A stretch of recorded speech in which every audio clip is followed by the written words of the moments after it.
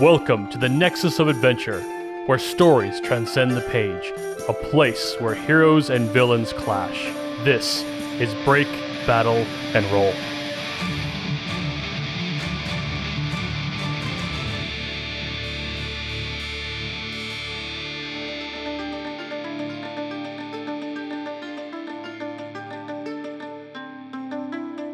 Welcome back, guys, for another Break, Battle, and Roll session.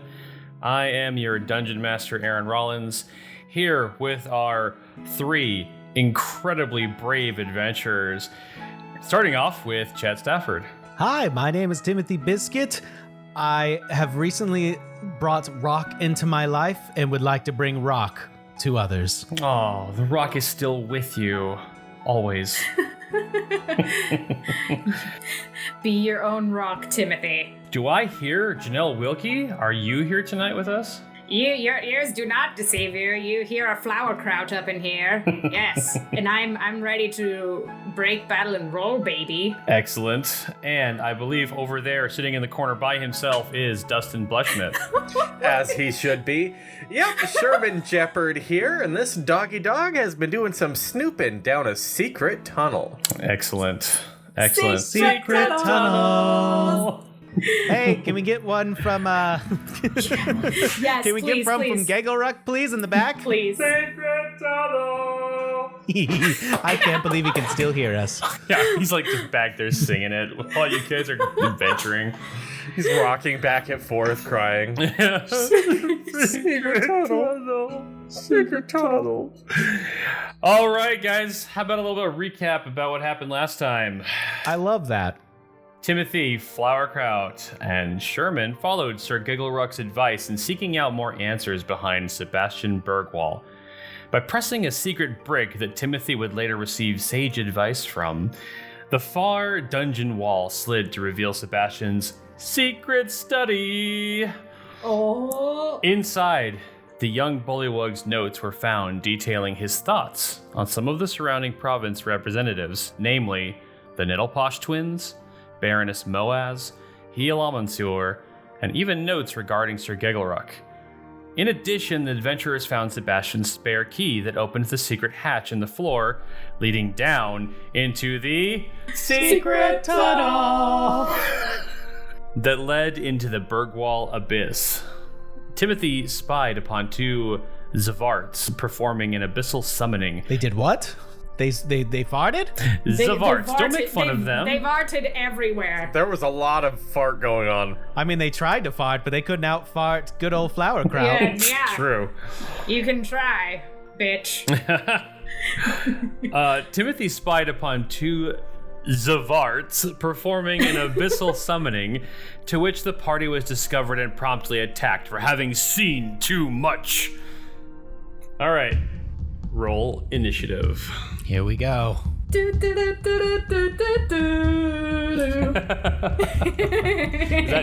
sounds like FF8, right? Or that's 7. I did 10. That is a 20 for initiative from Timothy. Oh crap. Okay, let's see. So you don't see it, but you go first. What is yours, Sherman? Did I miss that? It was a 2. Oh no. I've got a 12.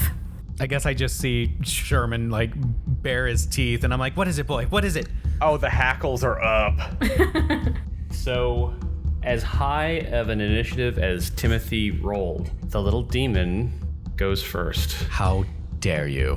Sherman, you look up, you smell this thing, you see it burrowing, you take your foot begins to move forward, but it seems to have noticed that it's been noticed, and it bounds out of the dirt, and it is intent on Timothy. Okay, Timothy, What is your AC? Not telling you. Well, I'm assuming it is less than the 17 that this thing just rolled. You know, maybe by a little. And so it bounds out of the silt. Claws come out of this thing's tiny little claws. And similar to a scene out of Monty Python, this thing just clamps down on Timothy's back. and does 7 points of damage. Holy biscuits. Dang, boy. All right, Timothy, it is your turn. How would you like to react? Is it latched onto me or did it just like slice into me? It sliced into you, so it just kind of like it pulled the whole jump onto the sail of the ship with a dagger and just dragged down. That's what it did to your back. Youch. You little shit. So all of you seeing this thing up close, this little demon is kind of shaped like a hunched back lizard that stands on its hind legs, and it has 2 horns sticking straight up from the top of its head, and with a long wispy tail. The tail is about twice as long as its body in length. And is this a little imp? It's kind of a mix of purple and blues. Like it's got like a purple underbelly and like a blue skin on the outer skin. So yeah, that's what it kind of looks at. Its eyes are very beady. All right, I take out my rapier and I go to strike at it. All right. Ooh, I'm hoping a 23 hits. Oh, absolutely, it hits. Here we go. That's 7 damage back at that little bugger. Eat biscuits. Sorry, I'm trying to refrain from swearing anymore. I don't want to upset Sherman. So as terrifying as this tiny demon is, Timothy, finish it. So, I know I said I took out my rapier to slash it, but instead I take my loot and I flip it over El Kabong style, and I say, "Welcome to the rock show," and I smack it with my loot. Right?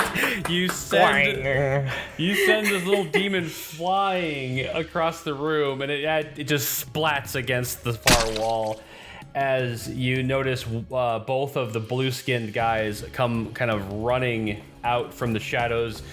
They don't seem very concerned about the fate of this little demon, but they are quite upset that that someone's in their lair. So, Cover's blown. Let's get him. Flower.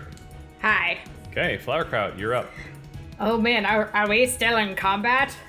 Absolutely. You notice. Holy shit! You see All right. these like gnome guys. These blue-skinned gnomes are running at you. Ooh, can I do some sleep on these fools? You sure could. Sun's getting real low. Cool. All right. I'm looking at this, and how do I even do this? Roll 5d8? Yep, 5d8, add it all together, and I compare that to the total number of hit points between everybody affected by the spell. And those with the fewest hit points are affected first. Anyone who, I guess the threshold is broken over, falls asleep. Copy that. All right. This will take a moment. Please hold. I totally rolled a 7 for the first roll. Nice. And a 6. Okay, even better. Ooh, 13. 4. 17. 17. 5. We're at 22. 3. Yeah, 25. Dang. Flower, you turn around and you, well, is there any way you'd like to explain how Flowerkraut casts sleep? I imagine a straight up Jigglypuff scenario. See, that's one thing I want to avoid is making a description on your behalf, because I love it when the players come up with how they execute their stuff. So It's funny because you ask me these things and I never have something prepared, but we came up with that amazing the large Marge thing for my Fae presents. that's so awesome. Oh my gosh, how would my sleep look? Ah! Do I just belch at them? Yeah, it's not exactly sleeping. It's just they pass out. Pass out.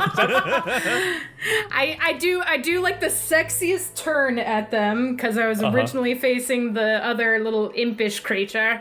I do a sexy turn and I belch in their general direction. It's like an anime. You like turn, and it's like, and there's like a background. It's all like hearts and pinks and clouds, and then Yes. In case you didn't know this, Flowerkraut is a little bit gross. It's like, good lord, Flowerkraut, have you ever been to a dentist? I just ate only sardines for dinner. The blue guy that Timothy would identify as being the drummer falls flat on his face. He's out, but the one in the robes seems unaffected, and he's still coming towards you. So, anything else, Flower, on your turn? Let's see. Is Fey Presence something I could do as a bonus action? I believe that's an action. Okay, never mind then. Then I just stand there, pleased that I dropped one, but kind of confused about the other and curious if he's immune to sleep. All right. So it is the robed guy's turn. He looks to his side and he sees that his companion has fallen asleep. But instead of actively trying to wake him up, he runs forward, and you see magic starting to spark off of his hands like before, Timothy. And he sticks his hands straight out at all three of you, and you see purple flames come dancing off. He casts Burning Hands. I need all of you to make a dexterity saving throw. Good at those. So good. Whew, I'm rolling pretty good. Thank goodness. That's an 18 for Timothy. All right. A crappy little 4 for a Flowerkraut. Uh-oh. And 12. Okay. So both Sherman and Timothy, you both pass the saving throw. You guys will be taking half damage as you're diving out of the way of the burning hands. However, Flower, you will be taking the full damage. Hooray! Hooray! That's just the smoke that she's Jesus choking Christ. on. That little tickle in my throat chose the right time. Okay. Well, I fortunately did not roll that great. That's good for us. It is 9 damage to Flowerkraut, but it is only 4 fire damage to Timothy and Sherman. All right, well, I still have 1 temporary hit point. That's right. You guys have temporary hit points from earlier. How many Yep. did we have? 5. So I should heal myself for 5 because I did not add those, right? Yeah. Correct. Oh, Okay, thank goodness, because I was down in the single digits territory. I left mine at 20 HP, so I'm from last time we talked, so apparently I had 20. So you said I have -9, so I'm at 11. Yes. All right. That is the end of the little blue robed guy's turn. It is Sherman's turn. All right, well, I didn't like what just happened, so I'm going to go ahead and brandish my... Well, does anybody have a... There's still light. Is there light coming in? Yeah, there's light. It's dim light in here. Okay. But you guys, attack rolls yeah, you guys have put your normal? torches out. That's correct. So Yeah, we did. it is dim light in here. You can see because there's flickering flames coming from the room up ahead. So yeah. Gotcha. Okay. Well, I'm going to whip out my longsword and shield, and I'm going to go ahead and run forward and give a good whacking on this guy. All right. Here goes. That's going to be... Oh, that's 13? All right. So you swing your sword at him and you swear you're going to connect. But you notice that there's this strange magical barrier coming off of him, and it deflects your sword. You feel like if you were able to maybe, strike him even more precise, you'd connect. But there's something about his aura that's causing, some kind of protection. All right. Well, I can't hit him with my shield as a bonus action, so I guess that's my turn. Roll out of the way for your turn. In case, things get stank up in here. Unless, can I drop my shield and punch him as a bonus attack? No, because technically only light weapons are counted for the second attack, and unarmed What about attacks, these hands? Unarmed attacks are only light attacks for monks. You already showed us the gun show. Okay. Well, at least it's flattering. So you strike at this thing and it goes, "Oh, you must be the reason that Sebastian hasn't come back yet. You're going to pay for infringing on this lair." It is now Timothy's turn. When you call something a lair, you automatically make yourself the bad guy, and I flip. I don't know what you're talking about. A lair seems like a perfectly normal word to me. Yeah, and that's really the problem. Have you ever tried calling it a den? If you call it a den, it just feels homey. Oh, what about a fortress? Or perhaps a pit? Yes, I like pit. You infringed. You shouldn't be here. Let's just put it that way. Now die. You're making this worse for yourself, buddy. All right, here we go. And I flip my loot back over, and I play like a strong strumming of the lute, and I cast Bane upon this creature. Ooh, Bane. He has to make a what save again? Charisma. What a wonderful stat. Hey, just throwing it out there. Do you want to hit the sleeping guy too? You know what? I will, because I can cast it on 3 creatures. So I'm gonna hit any of our enemies that are still in play. Okay, so the sleeping guy is automatically affected. He's unable to defend himself from this spell while he's asleep. So he's been baned. Let's see how well this robed guy does. And he's gonna roll charisma. What is your spell DC? It's 12. Oh, he rolled an 8. That means he is baned as well. Wonderful. Please describe me, Bane. I am the noob here. Yes, I will describe Bane to you. He's a tall man, quite muscular, born in darkness, molded by it, some would say. That's his name. What else do you need to know? So Well, what did he have for breakfast? A frowny biscuit? Everything has become so much clearer. up to 3 creatures of your choice that you can see within range must make a charisma saving throw. Whenever a target that fails this saving throw makes an attack roll or a saving throw before the spell ends, the target must roll a d4 and subtract that number rolled from the attack or the saving throw. Aw, damn. Debuff, yo. Side note, I just read on my D&D Beyond sheet that I have dark vision up to 60 feet. Oh, so you can see just fine. Then you're all good. Totally fine. Don't we all have dark vision too? So do all of you guys have dark vision? I do. Know your character sheets, guys. How about that? Allows you a greater sense of vision in dark and dim lighting. I think my dark vision is just like, grays and, different like gray and tones and stuff like It that. looks like Timothy is the only one who does not have dark Hey, vision. don't call me out like that. That's rude. You know what? Just for that, I am using a bonus action, and I'm casting Bardic Inspiration. Ooh, on who? Let's see. Flowerkraut's going up next, so I will shift my tone on the lute, and I'll go a little bit more light and happy, and I will Okay. cast Bardic Inspiration on Flowerkraut. Aw, Bing, ding, All right. bing, bing. a delightful little ditty indeed. Okay, Flowerkraut, you are up next. Thank you, Timothy, for the fartic inspiration. You know it. Yeah, oh yeah. All right. I keep forgetting my What does elderly that blast. mean? Nani? Okay. So Sherman sees that Flowerkraut's rearing up for an elderly blast, and I say, if you love pits, you're gonna love this. I don't know what you're talking. Oh shit! Go ahead and roll Elderly Blast. All right. So elderly blast. I don't think we described this in this ep.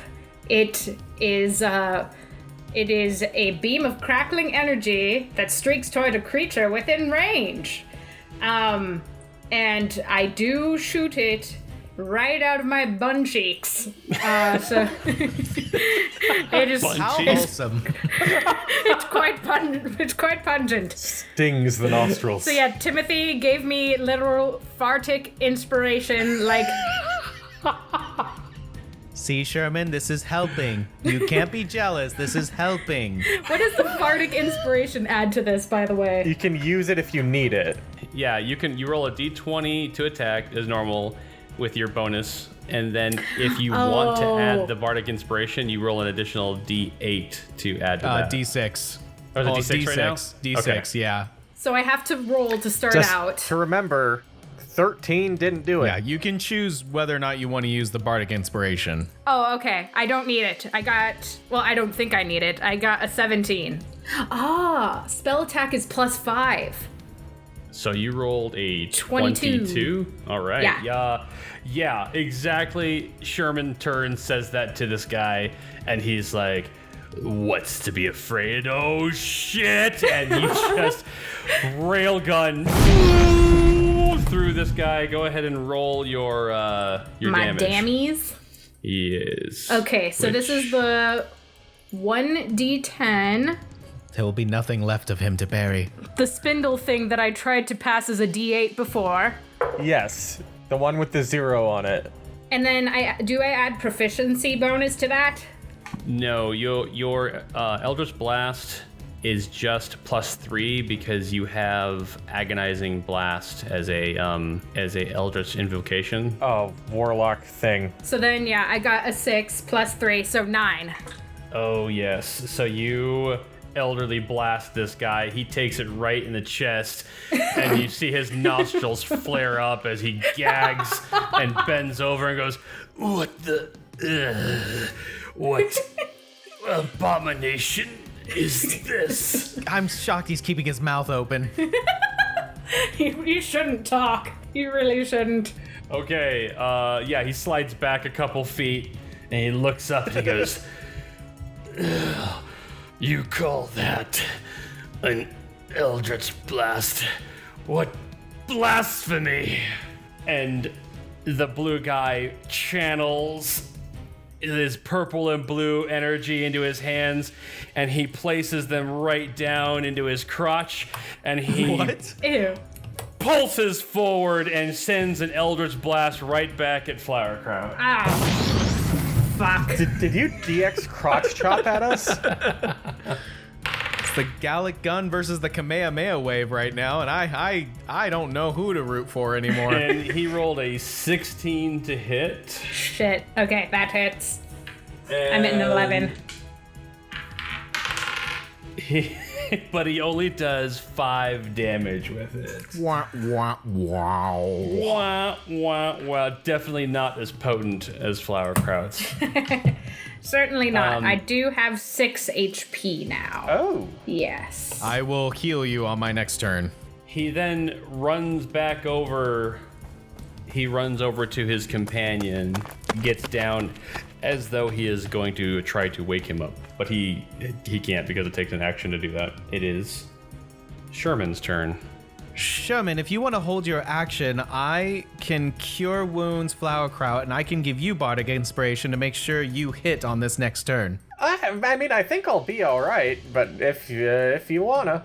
No worries. I just want to make sure you whack them real good. All right, well, I'll give it a good old obedient school try. So what you can do, Sherman, is you can use your movement to get to where you want to be. And then your action is to prepare an action so that when you're ready to go, you can use your reaction in order to act or to execute that. Cool, let's do that. So I run up there and I'm like, if you try to wake that guy up again, I'm gonna hit you.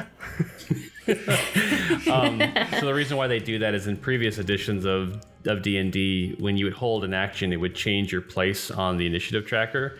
But this way, what it does is it essentially makes you perform your action on your initiative, but you use your reaction up to do whatever you're going to do, so that, which essentially means you're giving up any opportunity attacks that you could do or whatever, but you can still time it with other party members.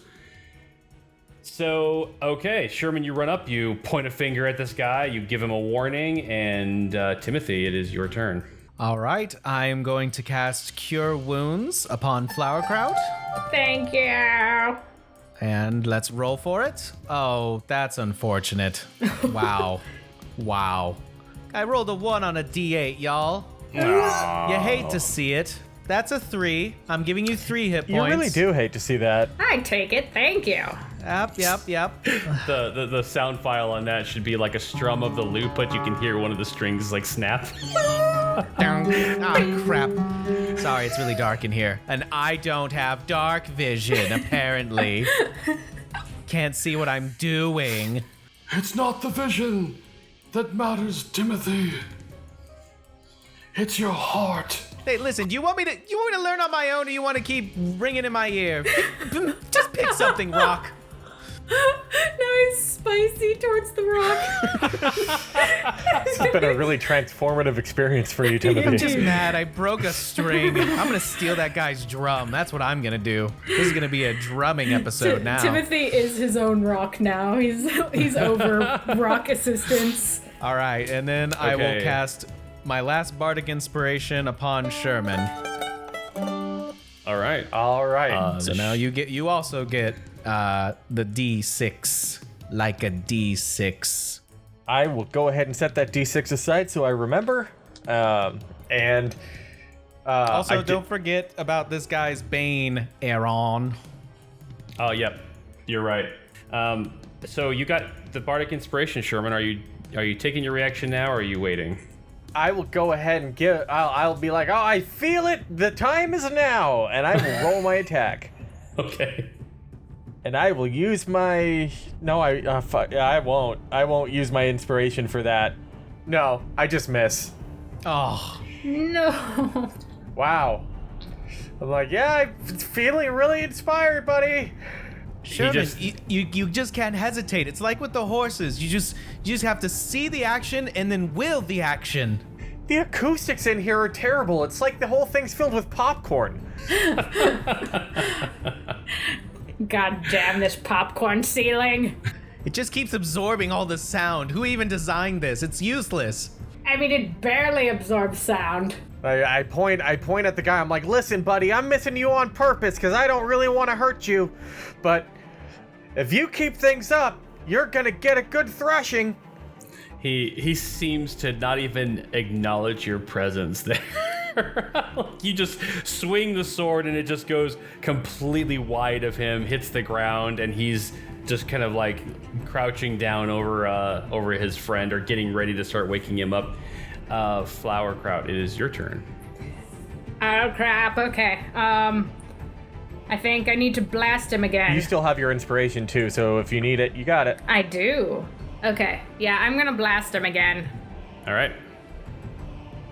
Really what I'm doing is just waving my sword in the air to disperse the smell so I don't get knocked out. Oh, fuck. It's like... Ah! Uh-oh, she's got backup. It's time to get Timothy. Oh, God. I rolled a 1. Oh, no. Oh, it backfired. Ah! Oh, Help man. Flowerkraut, I need you to roll a d6. Timothy, quick, play the song of stool softening. For anybody who hasn't listened to any of the other episodes or the proto episodes, explain to us how you handle a nat 1. So instead of immediately making it a botch and that, you completely fuck it, I roll a severity die and I compare it to my own. So the way I compare it is something that I just kind of keep to myself, but it essentially there is a way for you to prevent your fuck up from being really bad. And so go ahead and roll a d6. We'll see what happens. All right. I got a 6. Either that's really good or really bad.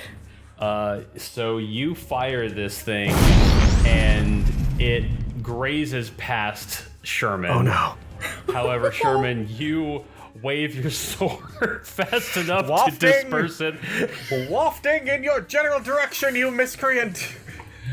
Oh man. Yeah, so it barely misses. Like you rear over, you fire, but you're just barely off on the angle, and Sherman kind of has to pull a Matrix backbend and dodge out of the way. He's beginning to believe. Curses! Will we ever be inspired? I'm trying. I only have 2 strings left. There's only so much I can do. All right, Damn it. the robed guy is up. He shakes his friend awake. He uses his action to shake his friend awake, and then he has the ability to disengage with a bonus action. So he uses his cunning to kind of like duck under the fact that Sherman's bent over backwards trying to avoid getting blasted by the elderly blast. And you see him, he retreats further into the cave a little bit as his friend is waking up. His friend stands up and turns towards Sherman and lashes out with his sword. This I'm used to. Come at me. And he is also baned. He is also baned. Burned. Remember the name. So he rolls an 11 to hit, which I'm pretty sure does not hit Sherman. Your target's right here, sir, and I bink it with my shield. Yes. He also has the ability to disengage as a bonus action. However, he spent half his movement to stand up, so he gets away from you, Sherman, but he doesn't get very far away. It is Sherman's turn. All right. Sherman's being assaulted on all sides, but he managed to dodge both. So how far away is the other guy? He is 25. No, I'm sorry. He's 30 feet away from you. All right. So I'm gonna storm down to him and close the distance and swing at him again. Okay, so as you're heading down that way, the guy that woke Remember, up, here's your target. the guy that woke up only made it about half the distance, and he's between you and the robed one. So if you run down the corridor towards the robed guy, you're going to take an attack of opportunity from the guy who's halfway. Yes, I am. Okay. Is that also gonna get the debuff? Yep, everything he does.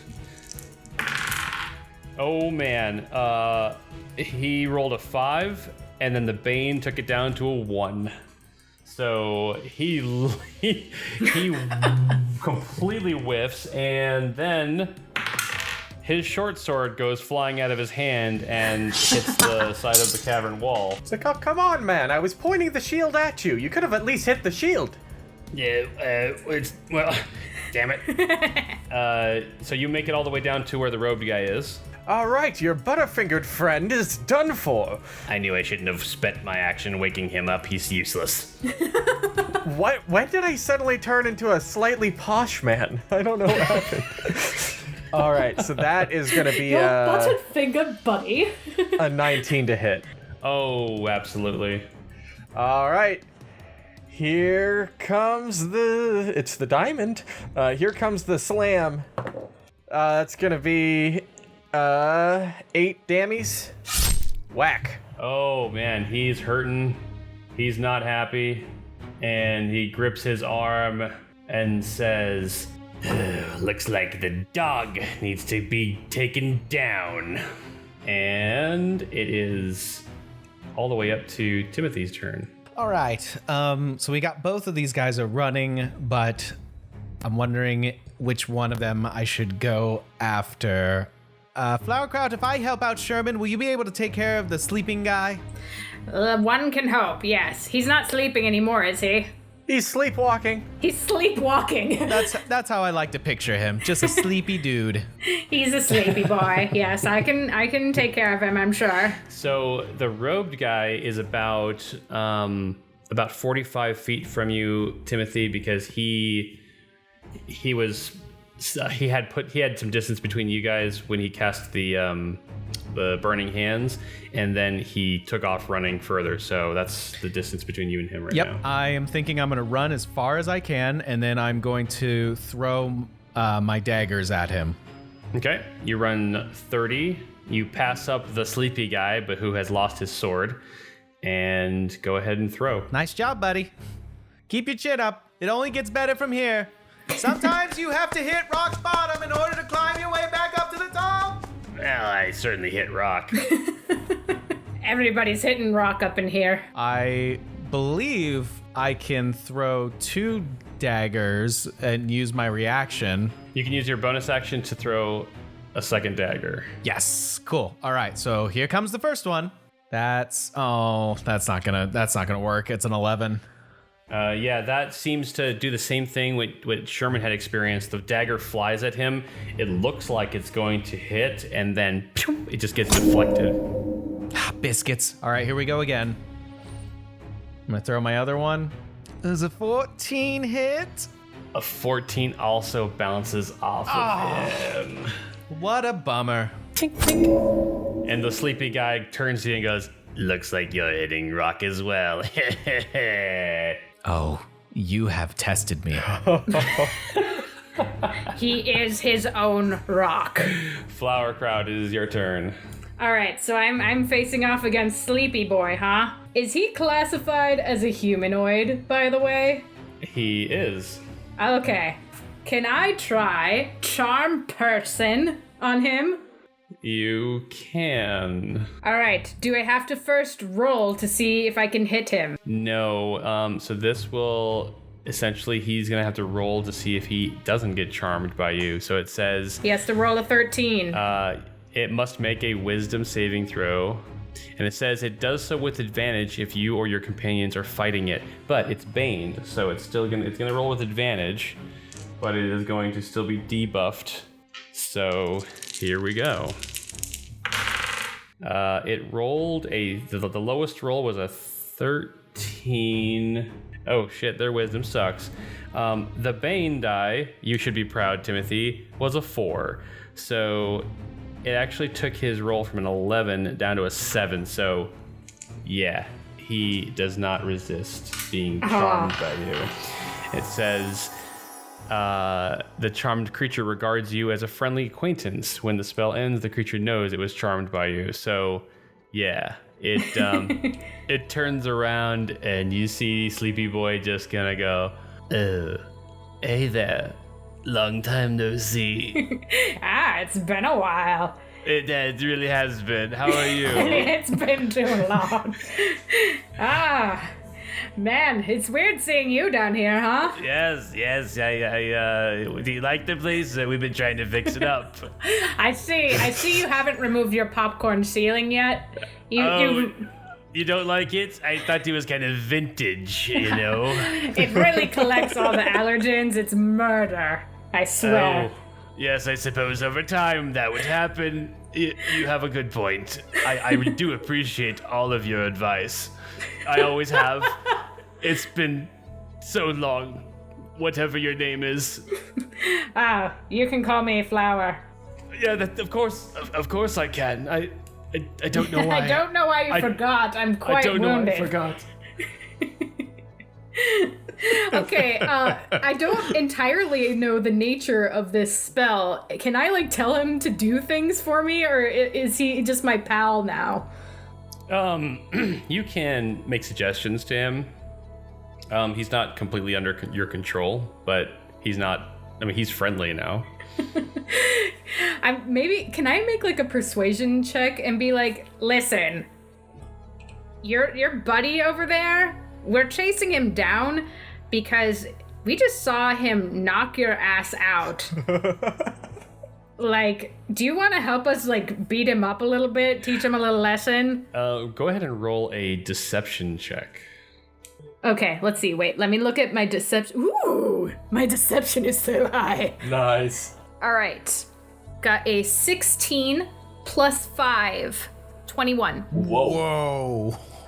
Oh my god. He's gonna roll a insight check as a counter, but I don't think it's possible for him to roll that high. No. He knocked me out. We just saw him. We're trying to wail on him a little bit. He said you were useless, and he like pummeled you, and he farted on you. Yeah, it was gross.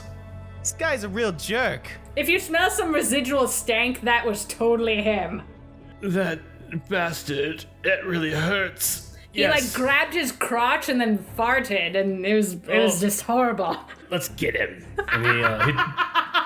It's actually their turn, so we'll start with the robed guy. He is I think Sherman, you're like right on him, aren't you? I'm up in his face.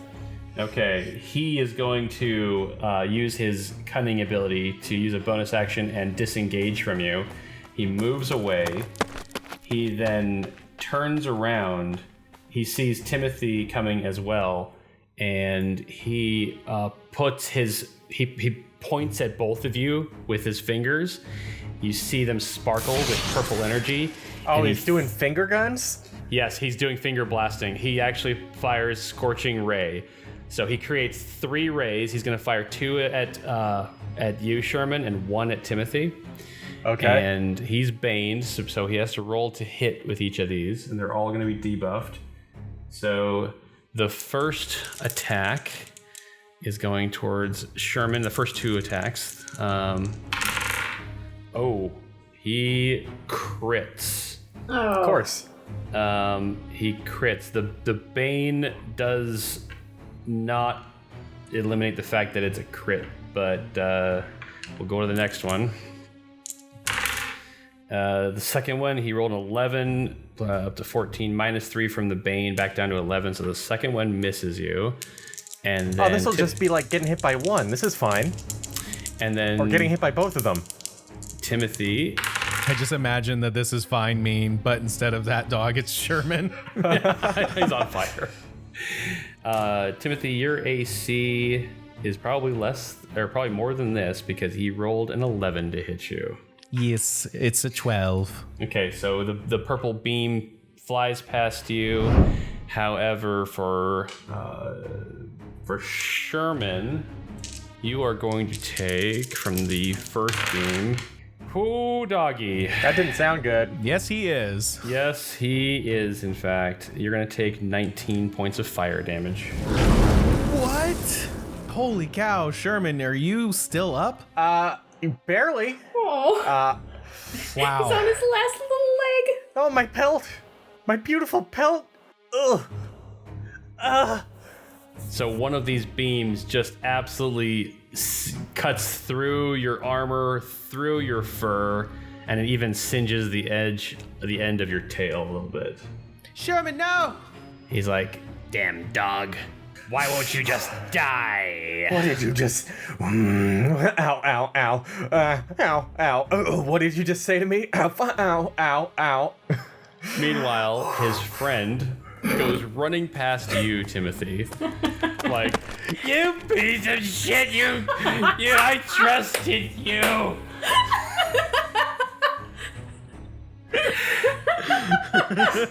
And you see him pull a sling out because he doesn't have his short sword anymore. When he comes by, can I make an opportunity attack against him? Would he know it was me? The little guy? Yeah. Yeah, sure. Would he still be charmed? Oh no, absolutely not. Okay, no, then let him do his thing. Okay. He runs past you guys. He pulls a sling out and he flings a rock. However, he is also still baned. So let's see how this goes. Did he crit? No. He throws the rock completely wide and he's just in tears. I trusted you. It is Sherman's turn. I'm like, nobody calls me a dog and gets away with it, even though that's what I am technically. And I'm gonna drop the longsword and pull out a javelin and throw it at him. Okay. Here we go. And I'm using my bardic die for this. And that's 6 for the bardic die. Yes. Woo! Yep. 21. 21 absolutely hits. Yay! Yes. Rolling for damage. Well, that's 9 damage. How do you kill this guy, Sherman? Yes. I basically put my arm back to where the javelins are sticking out from my pack, and in one fluid motion, I like hunch over and just swing, and it goes whack right through both of his hands. Through his finger blasting hands. Yeah. All right. I'm like, try being somatic with that, buddy. He screams in pain and just doubles over, and as he's dying, he looks up at the other blue guy and he goes, "She was not lying when she said that I called you useless." Wow, there's a really bad support system going on with this organization. But our support system is great. Thanks for the backup, buddy. I feel great. And then I like fall down to one knee. Oh God. Sherman, lick wounds. So you guys are technically out of combat now that you've got this charmed blue guy with you, as he goes over and kicks the corpse of the robed one. And he's crying, and he says, They don't like me around here. Hey, listen. I was just like you, maybe 5 or 10 minutes ago. You have to see that you are worthwhile, that you don't have to seek their approval. You only need to approve of yourself. You can be your own rock. And as he's giving this pep talk to him, I'm just walking over to the other guy and I just pull out the javelin from both of his hands and shake it off against the wall. I definitely thought that noise meant you were taking a shit on him, but Not quite. I think he's pretty covered already. So this blue guy looks up at you, Timothy, with these big eyes. They're just wet with tears. I can be my own rock. I pick up the rock that he threw, and I put it in his hands, and I say, all it takes is just to believe in yourself. But I missed with this rock. Hey, life is nothing but a series of thrown rocks, and sometimes you're gonna make it, sometimes you're gonna miss. But the most important part is you threw the rock. You tried. Yeah, you miss 100% of the rocks you don't take, or something. Thank you, bird guy. I think I can go on now. That's good. And he goes over and he reaches down and picks up his drum set. And walks over to you, Timothy, and he goes, "Would you like my drum for being so kind to this failure of a Zavart?" You're not a failure, and you're gonna keep those drums because together we're gonna make music. yes. And I pull out my lute Yes! and I start to play and encourage him to start drumming. That's I will gladly roll. I will roll a performance check right here, right now. Let's do a performance check, yes. You better throw in some sweet ass tunes. Oh, wow. This guy amazingly rolled a 17 on performance. Mwah! Chef's kiss. I rolled a 16 plus 4, so that's a 20. Oh my gosh. Oh my god. The cavern is filled with wondrous music accompanied by the most consistent drum beat. The most consistent drum beat. He wasn't good, but he was consistent.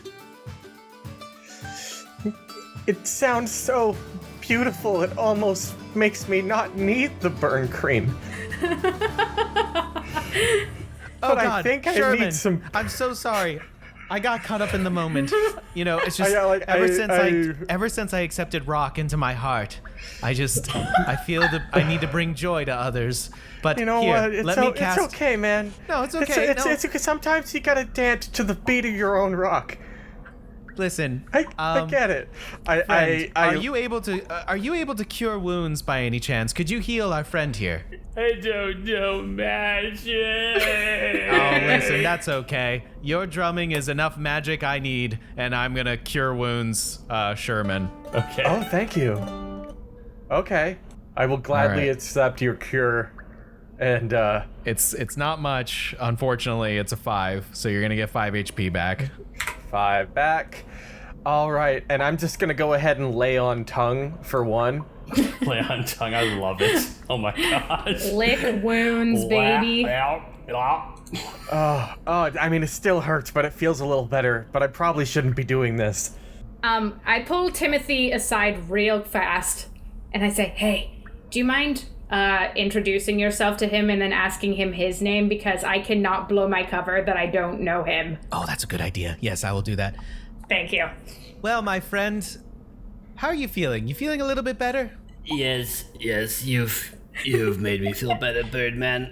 I Well- do appreciate it. You know, as much as I love the name Birdman, how about we introduce each other proper? My name is Timothy Biscuit. Oh, hello, Timothy. My name is Marv. Marv, what a lovely name. Yes, thank you. You really are too kind. No, you're too kind. Well, I see, Marv, that you know my good friend Flowerkraut. We go way back. Oh, yes, we're old friends, and we haven't seen each other in so long. Yes. And may I introduce you to Sherman over here?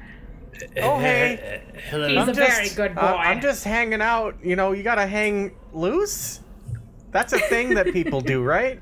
Are you okay, Sherman? You have a hole in your chest. I have a sunny disposition, but not to scare anyone. I'm very badly burned. I'm sorry that my bastard friend hurt you. And he kicks his body again. Yeah, He was a real ass. he said you are useless, but then he tried to shoot at me instead. So, at least have a silver lining that he didn't think you were that fuck, ow, everything hurts. What I think Sherman is trying to say is that, Marv, that individual was well, what's the opposite of a rock? He was not the place that you... He is not who you should have leaned on, and because he was such a negative influence on your life, it caused you to see yourself in a negative way. So, you know, I'm glad that he is no longer able to affect you or any one of us. Agreed. I think you're right. Timothy. How about we just turn a new leaf now? Yeah, speaking of new leaves, I start rifling through the guy's robe, hoping to God he has a potion or something. He does not have a potion. He doesn't have much at all, actually. Worth a shot. It's not like he'd be using it. He does have a scimitar, on his side that he never drew during the fight. Oh, I wish he would have. Boy, do I. So you guys are standing in this room, this summoning circle. You see these like abyssal glyphs sketched into the floor. And on the far side, you see all of these cages, and maybe a quarter of them are occupied by those little blue and purple demons. Got it. And they're just like skittering around and they're locked in their cages. So Sherman leans over. Well, he didn't lean. He tries to get up, but he's like, "Hey, Marv.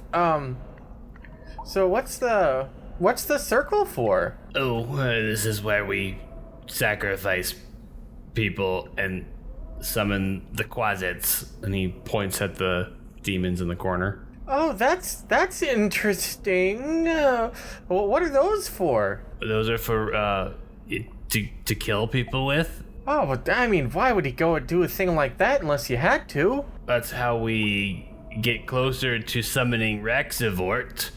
We kill people, we collect bodies, we sacrifice. Is this not making sense? I mean, if you need a prescription, you can just see one of the local clerics. You don't have to try to summon it through some underhanded trickery. Is it Rexicort, right? That's that new. They always have smiling people on the posters, but then there's a lot of text underneath. But after they smile, then we kill them. Do you work for a pharmaceutical company? Yes, pardon my friend Marv. He doesn't really understand the arcane very well. He's a very curious boy, but he's good. Oh yeah, Flowerkraut would know. We've known each other for so long. And Marv walks over to Flowerkraut, and he just kind of like puts his head on. He like leans his head up on you. Oh, good old Marv. I pat him. I've missed you, Flower. You're so funny. The times and laughs we've had together. Yes. Yes. Of course, I can't remember any of the jokes, but they were so funny. You know, that's the thing about jokes is they're always grand, but sometimes you don't remember them later, and then you try to retell the same joke, and then it just doesn't feel the same, and you just anyway. I think my adrenaline's wearing off. Are you cool, man? Are you all right, Sherman? I've been better. So Marv, we just got told the reason we came down to visit you. We were told that we need to pass on some information. We happen to be in the area for the party, and something is going on with Sebastian, and he was supposed to come down here, but we don't know for what. So you're missing Sebastian? What was he supposed to be doing down here? I wanted to tell you right away. Oh, yes. Sebastian was supposed to come down and speak with Ciovelli about his father coming into power in Ryle, which was going to be one of the first steps in us summoning Rexivort. And so we expected him down here. I don't know where he is. You know what? He probably just sent my old friend Flowerkraut to come talk to Ciovelli for him. As much as I'd like to tell you that he would do that, he apparently died. What? But was that supposed to be part of the plan? Because I don't know if that was supposed to be part of the plan for him. Was he supposed to pretend to die or something? Like, I don't know what's going on. You might want to talk to Ciovelli about this. She probably knows what Sebastian's real plan is. Okay, so he didn't tell you that he was like, hey, I'm going to pretend Z's die and then meet you right down here? They don't like me very much around here. I'm not very useful. Hey, what did we say? You're very useful. You created a distraction. You're your own rock. I am my own rock. Thank you. Wipe up some of the tears. They're there. Follow They're me. there, Marv. And I can take you to where Ciovelli is. Would you do that? You are the freaking best, you know that? Oh, you're so wonderful, Flowerkraut. I've missed you. And he walks away. I feel like we initially charmed him with magic, but I think in the end we charmed him with kindness and respect. Guess I can cast Cure Wounds on myself. Hey Marv, we're gonna do a quick powwow real quick. I'll be right there with you. Just a sec. I go talk with our boys. So I'm just gonna... Oh yeah, I feel so much better. Okay. I just punched my leg like 6 times. So that's 7, 8, 9. 8, 9. All right, cool. I'm like almost back to full. I'm good. I'm Nice. ready to go. Let's do it. I can start running in circles around the summoning circle. Again, yeah, I'm always happy to see him happy. It's like his joy just fills the room. I walk over to the cages with the demons and I'm like, I don't like you. I don't like you either. I don't like you either. Abominations, all of you. So you guys are following Marv, and he takes you over to a wall of this cavern, kind of off a little bit away from where the crates of demons are. And he grabs hold of a hidden lever, and he pulls it back, and a secret door opens up. My goodness. And just a labyrinth of secret doors and tunnels and reading nooks and... Well, I mean, at least this one had like, there was a clear lever. You pull the lever and something happens. So that one at least is a little bit more clear. You know, I'm hoping for a secret lounge, a secret couch to crash on for a little secret nap. So Marv walks through and goes, We're not allowed to go see Ciovelli ourselves, but Sebastian visits her often, and it's just through here. and he points in through a kind of a small passage, and you guys emerge into a room that has, it looks like a very solid door, like iron door. It's a double door that's closed, and you can only assume locked in some fashion because you see these huge mechanical devices over it that keep it sealed. And over to the left, you see a barrel, a very large barrel that's filled with just regular iron weapons. You see like a spear and a halberd, a rapier, a longsword, a battle axe, a dagger, just a bunch of weapons in there. And then over on the side of the door, you see 4 hooks. They look like a weapon catch, kind of what you'd see on, like where a weapon rack. And above it reads the words, Plan Order of Execution. And there are 4 hooks labeled 1, 2, 3, and 4. Marv, did you guys do some redecorating? I'm not supposed to come in this room. Sebastian would get really mad if he knew I was in here. Oh, no, this is quite easy. You remember the plan, don't you? Our plan that Sebastian left us the tips about? Talk to me. Yes. Wait. Oh my God. Of course. Yeah, why we're here. It's because of the instructions that I'm really bad at lying. The instructions that he left. That's true. They were left.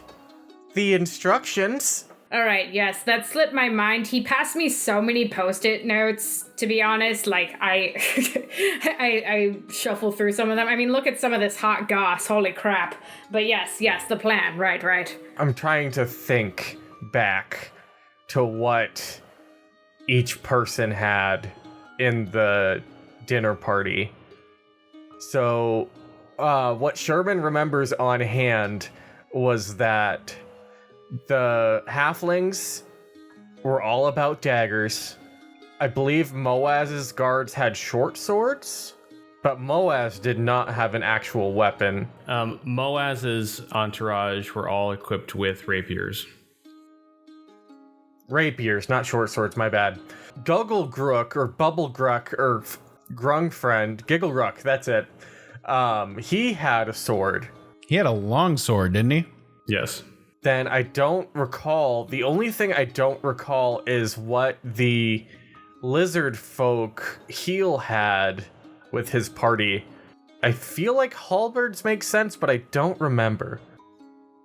Is that something you can roll for and Aaron can supply the memory? I won't even need a roll because it was pretty obvious, and it has been a month and a half or something since we last recorded.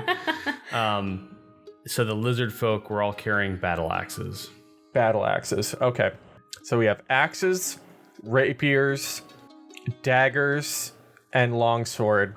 And I feel like battle axes would be last because we wanted to get the lizard folk on our side for the coming war. I'm going to go ahead and assume that because they were post-it notes that Flowerkraut just like pocketed them because they weren't. Oh yeah, of course. I like to keep the goss on hand. So I'm going to go ahead and read them. Actually, if you guys would like to ask any of those post-it notes and what they said, I can reread it for you.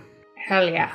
All right. I know they wanted to keep The nettle poshes close. Okay, so the Nettle Posh's post-it note says, always agreeable, but seemingly biding their time to strike when the opportunity best presents them the advantage. Keeping them close might be dangerous, especially if we let them in on too much of our plans. We shall deal with them last. Aha. Ah, they're last. So they're last. Okay. Noted. So that leaves what? Was it the tabaxi? Did you want to read on the Moaz one next, or which one did you want to Oh, read? yeah. Okay. The Moaz of Frozensaws. Never one to keep their opinion to themselves, they openly hate us and find our kind a stain on this land. Perhaps we should put them in their place and make them our target after we've fortified the barony. Okay. Okay. Which would mean after we gain the trust of the lizard folk. Yeah, that's what I feel like. So maybe 2? Which post-it note do you want to read next? The lizard folk. The lizard folk of the Rapilius Conclave. Their proximity to our barony is a threat. We take one wrong step in our preservation of the marshes, and they will rise up against us. It only seems fitting that we bring them under our wing and utilize them as our defense here in Ryle. So they would be first, because if they made any sort of moves or any additional plans, it could be seen as an act of aggression. Yes. That's what I think too. Oh, sorry. Unless taking under the wing means that they're kept to take care of someone else first. I feel like that what I'm feeling is based on what the note about Moaz says is that once they fortify the barony by gaining the favor of the lizard folk, then they can focus on Moaz and take care of that situation, which would leave Guggleruck for third. Can we read Guggleruck's note? Yep, Sir Geggleruck, eager to please the previous Baron and now my father, I am cautious to trust Sir Geggleruck too quickly. He will comply with our plans once we've initially set our troops into battle, however. I think we'll need him most in our final battle. Okay. What was Guggleruck's? Was that the short sword? It was the long sword. Long sword.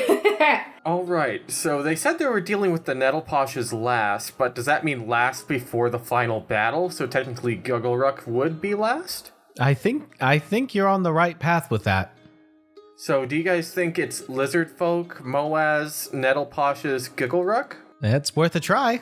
Okay. That's what I've got written down. Well, let's give it a good old obedient school try and see if we can get this door open. I'm gonna go ahead and grab this battle axe and I hang it in the spot number 1. Okay. I'll grab the long sword and I'll put it at the end. Okay. Or do we want to go one by one? Like do the rapier next? Yeah, Moaz has the rapier. We can put that in spot 2. Oh, Spot 2. Okay, never mind. And then I just drop the sword. Clang. Okay, you hang the rapier in the second hook. Okay. And then let's go ahead and put these daggers in on the third hook. All right, you put the daggers on the third hook. I'll pick up the long sword and here we go. Put the long sword on the last hook, and nothing happens. All right, flip those 2.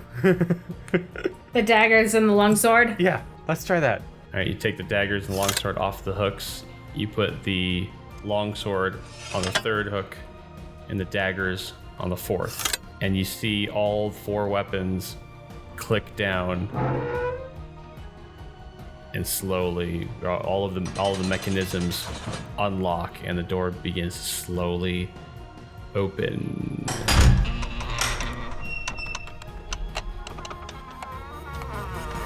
And I think that is a fantastic place for us to end for right now.